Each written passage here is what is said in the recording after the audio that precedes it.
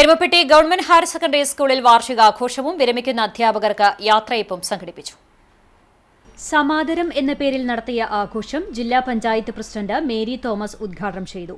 ജില്ലാ പഞ്ചായത്ത് അംഗം മീന സാജൻ അധ്യക്ഷയായി.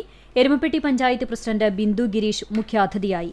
വിരമിക്കുന്ന അധ്യാപകരായ CR Varghese, M Reni Joseph, Jiji K Jacob എന്നിവരെ ചടങ്ങിൽ ആദരിച്ചു.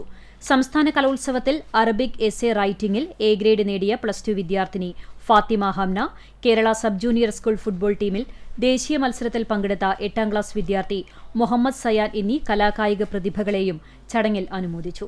സ്കൂൾ പ്രിൻസിപ്പാൾ ഷീബ ജോസ്, പ്രധാനാധ്യാപിക ബീന C ജേക്കബ്, പഞ്ചായത്ത് ആരോഗ്യ വിദ്യാഭ്യാസ standing committee chairperson Prabitha Balakrishnan, ward member Annie teacher, PTA president Sheeba Rajesh, SMC chairman VS Sreejan, MPTA president Girija Sivaraman, OSA secretary KA Fareedali തുടങ്ങിയവർ സംസാരിച്ചു.